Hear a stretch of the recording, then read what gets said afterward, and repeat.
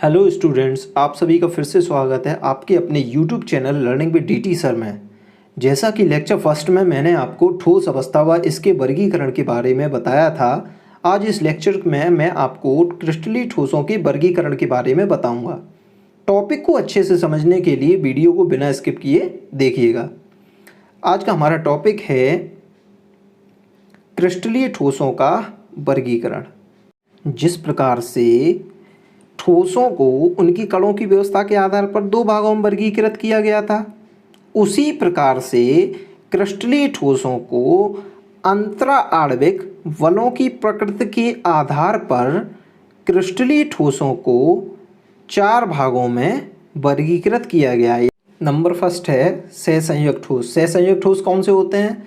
वे ठोस जिनकी अवयवी कण क्या होते हैं? परमाणु। अवयवी कण क्या होंगे? परमाणु, यानी कि इनके क्रिस्टल जालक होंगे वो किससे मिलकर बने होंगे? परमाणुओं से। अब परमाणुओं से मिलकर बने होंगे तो लगातार जब परमाणु आपस में मिलेंगे तो उनके बीच कुछ ना कुछ तो आबंध बनेगा, तो उसे हम कहते हैं सहसंयोजी आबंध। क्या कहते हैं? सहसंयोजी आबंध। इस आबंध को क्या कहेंगे? सहसंयोजी आबंध। अब सहसंयोजी आबंध बनने के कारण इनके गलनांक कैसे हो जाते? उच्च हो जाते हैं। ठीक है, इनके गलनांक कैसे हो जाते हैं? उच्च हो जाते हैं। और ये ठोस कैसे होते हैं? कठोर होते हैं। ये ठोस कैसे होते हैं? कठोर। अब नंबर सेकंड बात करते हैं आयनिक ठोस। अब आयनिक ठोस कौन से होते हैं? वे ठोस जिनके अवयवी कण क्या होंगे? धनायन और ऋणायन। अब जब धनायन और ऋणायन है, जैसा कि हमने फिजिक्स में भी पढ़ रखा है पहले से, जब दो आवेश हैं विपरीत आवेशित आयन के बीच में कौन सा बल लगेगा? स्थिर वैद्युत आकर्षण बल।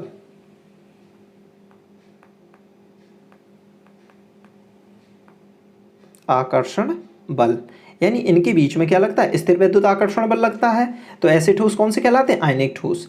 अब आयनिक ठोस है, स्थिर वैद्युत आकर्षण बल को तोड़ने के लिए, यानी यहाँ से इनके अणुओं को तोड़ने के लिए अधिक ऊर्जा की आवश्यकता पड़ती है, तो ऐसे ठोस क्या होंगे?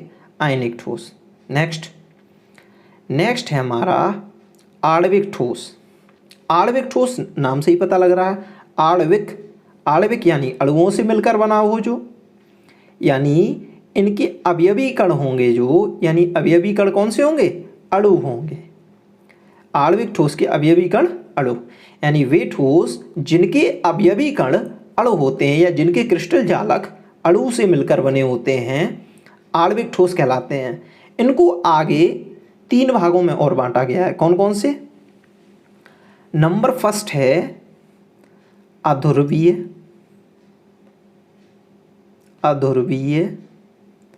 आणविक ठोस।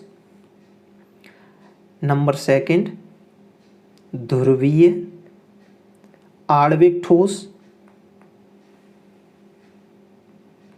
और नंबर 3 है हाइड्रोजन आवंधित आणविक ठोस।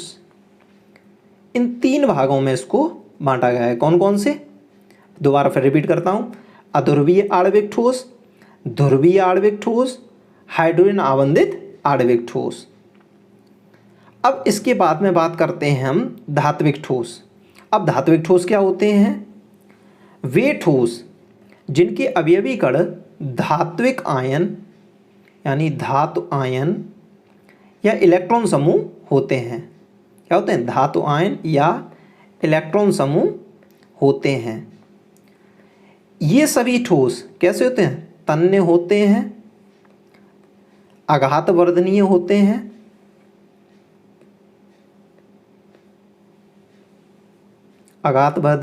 हैं, और इनके गलनांक कैसे होते हैं? इनके धात्विक ठोस के गलनांक उच्च होते हैं। कैसे होते हैं? उच्च। ये विद्युत के सुचालक होते हैं। कैसे होते हैं? विद्युत सुचालक। अब चलो इनको एक एक करके डिस्क्राइब में पढ़ते हैं। नंबर फर्स्ट सहसंयोजी ठोस, परमाणुवीय ठोस, नेटवर्क ठोस। तीनों क्या है? एक ही रूप है। अब वे क्रिस्टलीय ठोस जिनके क्रिस्टल जालक परमाणुओं से बने होते हैं, इन ठोसों में परमाणु परस्पर प्रबल सहसंयोजक आबंध किसके द्वारा, प्रबल सहसंयोजक आबंध द्वारा जुड़े रहते हैं, जिससे एक नेटवर्क का निर्माण हो जाता है। इसे नेटवर्क ठोस भी कहते हैं। इनके गलनांक व क्वथनांक ऊंचे होते हैं। ये ठोस कठोर होते हैं। जैसे कौन कौन से, जैसे है डायमंड है, ग्रेफाइट है, सिलिका है। ये अधिकांश जितने भी होते हैं ये क्या क्या होते हैं, विद्युत के कुचालक होते हैं। लेकिन कुछ अपवाद भी हैं, जैसे ग्रेफाइट है, सिलिका है। ये दोनों कैसे हैं, सिलिका क्या अर्धचालक है, ग्रेफाइट विद्युत का सुचालक है। अब इनमें जो इलेक्ट्रॉन के कारण ये क्या बन गया, इनका नेट बन गया, यानी जाल बन गया। और ये क्या है, परमाणु हैं। क्या है, परमाणु। तो परमाणुओं में जब जाल बन गया तो इसे क्या कहेंगे, नेटवर्क ठोस, परमाणुवीय ठोस या सहसंयोजक ठोस। नंबर सेकंड कौन सा, आयनिक ठोस, यानी वे ठोस पदार्थ जिनके क्रिस्टल जालक धनायन व ऋणायन के बने होते हैं तथा विपरीत आवेशित आयनों के मध्य प्रबल स्थिर वैद्युत आकर्षण बल कार्य करता है। ये ठोस कठोर तथा उच्च गलनांक वाले होते हैं। अब आयनिक ठोस के गलनांक उच्च क्यों होते हैं, आयनिक ठोस के गलनांक क्या उच्च गलनांक क्यों होते हैं, क्योंकि इनके बीच में यानी आयनों के बीच में प्रबल विद्युत आकर्षण बल पाया जाता है। प्रबल विद्युत आकर्षण बल को तोड़ने के लिए हमें बहुत अधिक ऊर्जा की आवश्यकता पड़ती है। किसकी, बहुत अधिक ऊर्जा की आवश्यकता पड़ती है। ऊर्जा की आवश्यकता पड़ने के कारण इसको क्या हम आसानी से नहीं तोड़ सकते। ठीक, तो इसे क्या, इसके गलनांक कैसे होते हैं, उच्च होते हैं। जैसे इसके एग्जाम्पल कौन कौन से हैं, NaCl, ZnS, MgO। अब इसमें ये तो हमने नीचे आयनिक ठोस का स्ट्रक्चर बना दिया है, 1+ 1-, लेकिन ये होता कैसे है, जैसे एक Na+ है तो इसके पास Cl- होगा, फिर इसके पास Na+ होगा, फिर इसके पास Cl-, फिर इसके जस्ट नीचे Cl-, फिर Na+, फिर Cl-, ऐसे ही इसके Cl के पास Na+,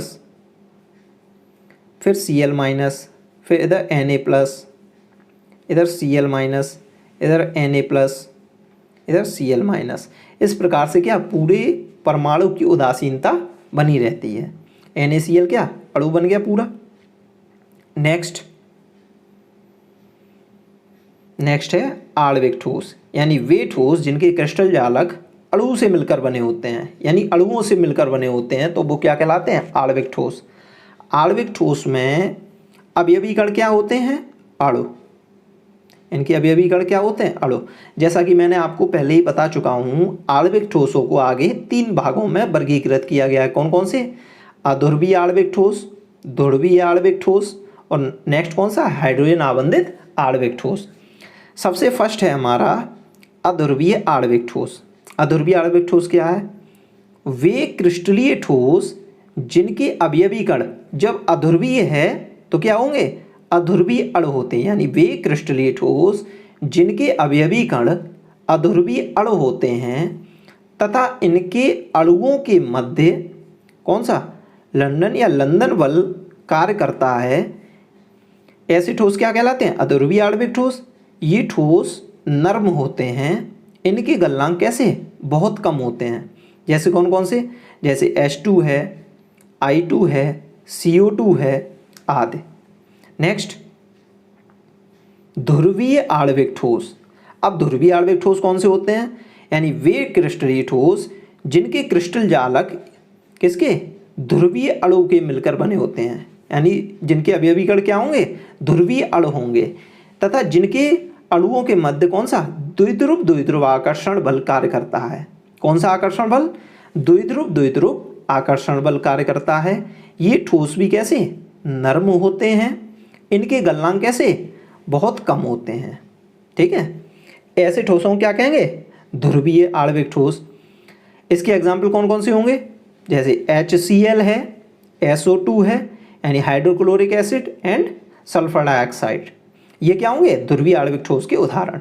नेक्स्ट, हाइड्रोजन आबंधित आणविक ठोस, यानी वे ठोस जिनके अवयवी कण अणु होते हैं तथा जिनके बीच में बनने वाला आबंध कौन सा होगा? हाइड्रोजन आबंध। इनकी प्रकृति कैसी होती है? ये कठोर, ठोस या द्रव हो सकते हैं।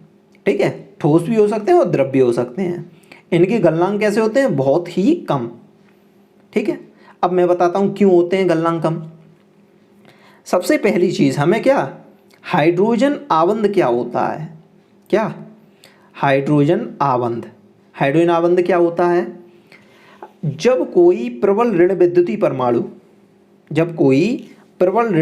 परमाणु, जैसे वो तो है ही, जितने भी फ्लोराइड आयन हैं, F, fluorine, chlorine, bromine, iodine,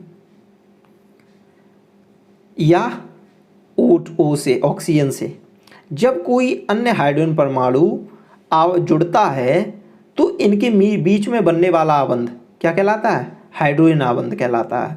अब हाइड्रोजन आबंध को किससे? कटी हुई रेखाओं से प्रदर्शित किया जाता है। हाइड्रोजन आबंध को किससे? कटी हुई रेखाओं से प्रदर्शित किया जाता है। ये बहुत ही दुर्बल आबंध है। ठीक है, और सबसे प्रबल हाइड्रोजन आबंध किस में बनता है? जो हमारा HF है, HF में सबसे अधिक प्रबल हाइड्रोजन आबंध। इसकी घटता हुआ क्रम क्या है? जैसे HF है, फिर फ्लोरीन क्लोरीन यानी HCl, फिर फ्लोरीन क्लोरीन ब्रोमीन यानी HBr, फिर HI, यानी सबसे कम प्रबल कौन होगा? HI, और सबसे अधिक प्रबल HF, यानी सबसे मजबूत हाइड्रोजन आबंध किस में बनता है? हाइड्रोजन फ्लोराइड में, HF में। नेक्स्ट, नंबर 4 है हमारा धात्विक ठोस। अब धात्विक ठोस से क्या समझते हैं आप? वे क्रिस्टलीय ठोस जिनके अवयवी कण धनायन एवं उसके इलेक्ट्रॉन का समूह होता है। क्या चीज़? यहाँ दो चीज़ मेन है, यानी अवयवी कण क्या? धनायन एवं उसका इलेक्ट्रॉन का समूह। धनायन एवं उसके इलेक्ट्रॉन का समूह होता है तथा इनके मध्य, जब धात्विक ठोस है तो इनके मध्य कौन सा? धात्विक आबंध बनेगा। धात्विक आबंध पाया जाता है। ये ठोस कठोर व तन्य होते हैं। तन्यता होने के साथ साथ ये कौन से? इनमें आघात वर्धनीयता का गुण पाया जाता है। किसका? आघात वर्धनीयता।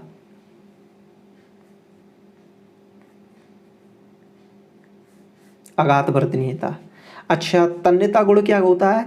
किसी भी ठोस को खींचकर पतले पतले तारों के रूप में बदलना, तो उसे हम क्या कहते हैं? तन्यता। आघात वर्धनीयता, किसी भी ठोस को पीट कर चादरों के रूप में बदल देना, तो उसे हम क्या कहते हैं? आघात वर्धनीयता।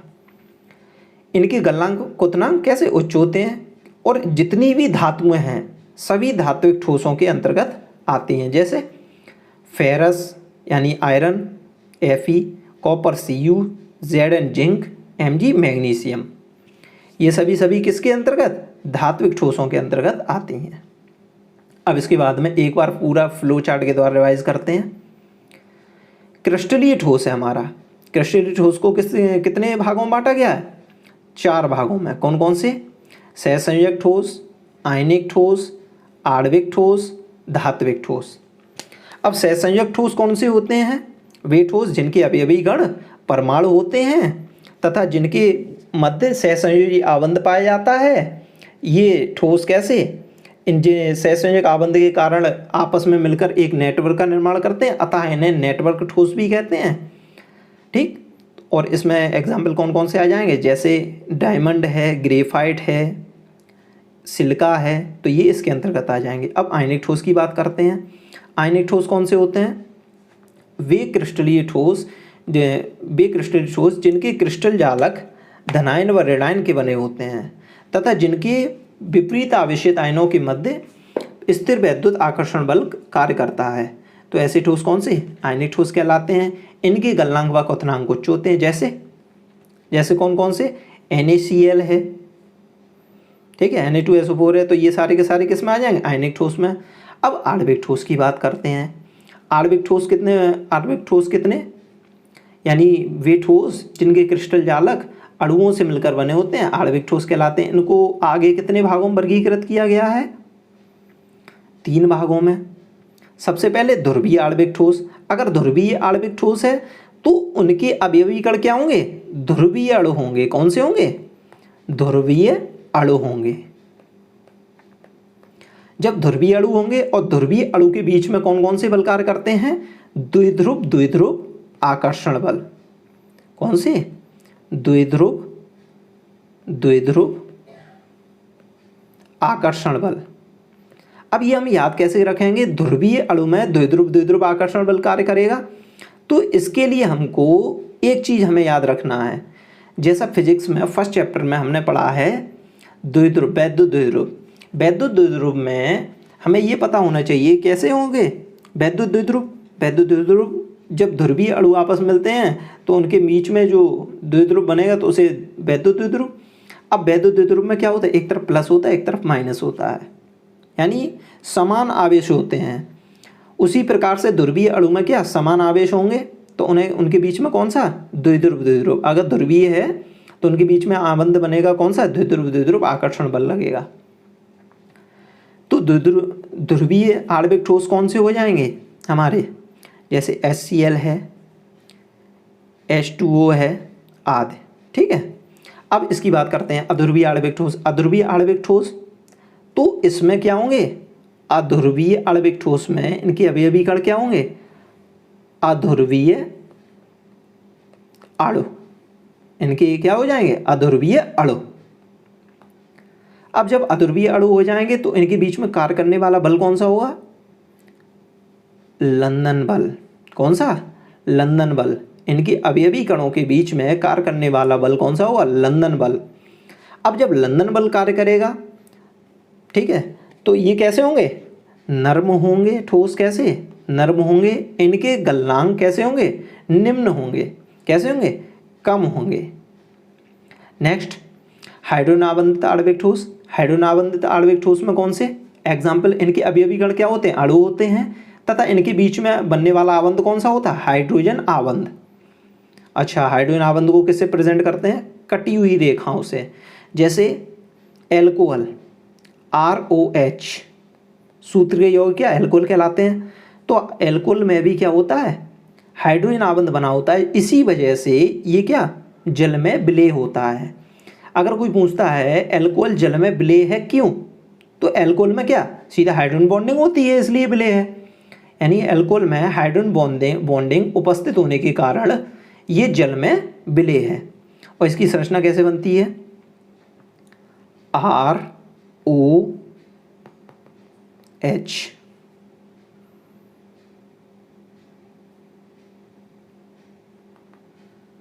ये ऐसे सिंगल बॉन्डेड इकट्ठा होता रहता है। ठीक है, तो इसे एल्कोहल को रिप्रेजेंट करते हैं। ठीक, इन ठोसों के बीच में जो हाइड्रोजन आबंध बनेगा वो कैसा होगा, दुर्बल होगा। अतः इनके बीच में जो बंध बनेगा वो कैसा होगा, दुर्बल होगा। यहाँ हमारा ये टॉपिक फिनिश होता है। अगर वीडियो अच्छा लगे तो लाइक शेयर सब्सक्राइब जरूर कीजिए। Thank you.